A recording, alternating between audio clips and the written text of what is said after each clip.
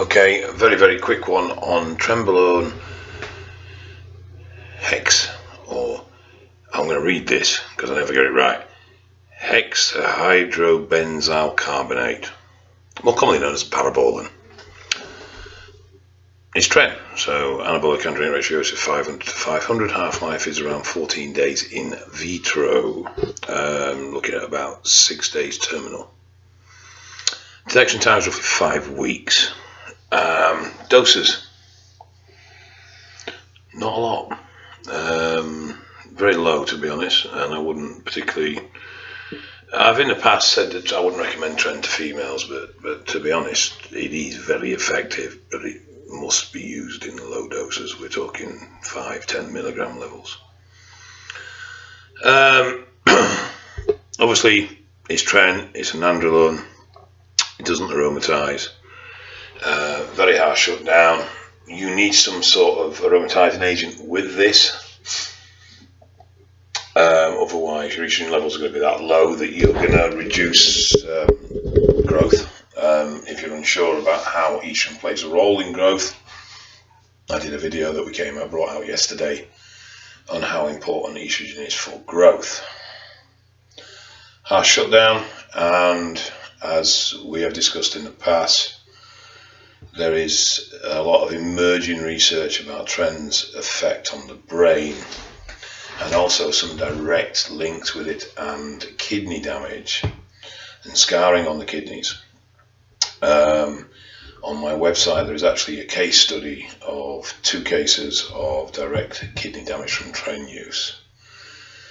But it doesn't take a genius to look at this. You know, if you're getting really weird dreams, very vivid dreams, very disturbing dreams, then obviously this shit is messing around with your brain chemistry.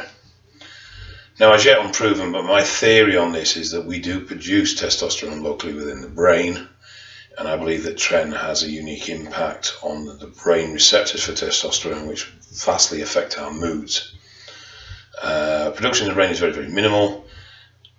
I think Tren affects this, and I think because it has the highest binding affinity of all the steroids that we use, I think it definitely has some direct effect with the receptors within the brain tissue.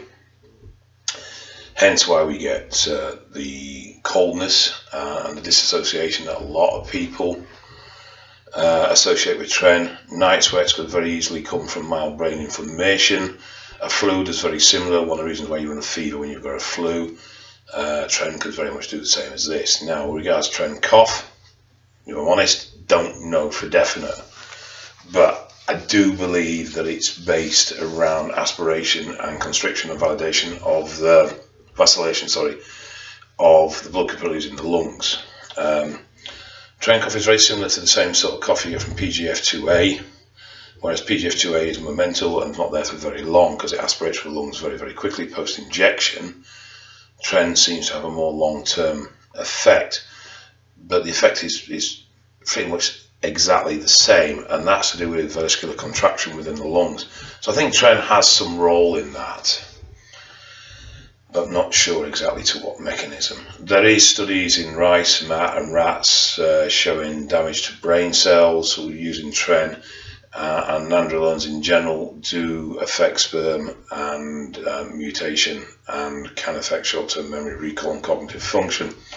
With regards to sperm, 5 grams of taurine a day will protect the sperm. However, I'm not aware of anything at the moment supplementation-wise that's going to help with the cognitive function unless you look at a nootropic, basically a drug that stimulates brain function.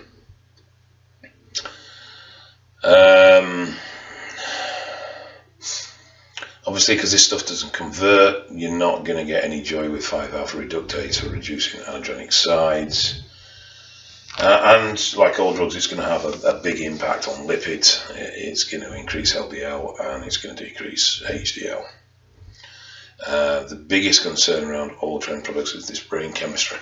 And like I said, the best I can come up with on that is some sort of interaction with brain testosterone receptors and the production of testosterone within the brain itself. Parabolan was the only human version of Tren. It wasn't around for very long. It did have a brief encounter with the public, and then it was withdrawn. And since then, Tren has always been a veterinary-based drug.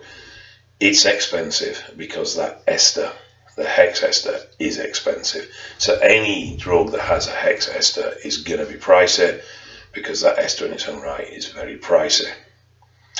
A lot of people seem to get on with this from a point of view of side effects a lot more than they do with enanthate or acetate, and that potentially could be with the extended half-life.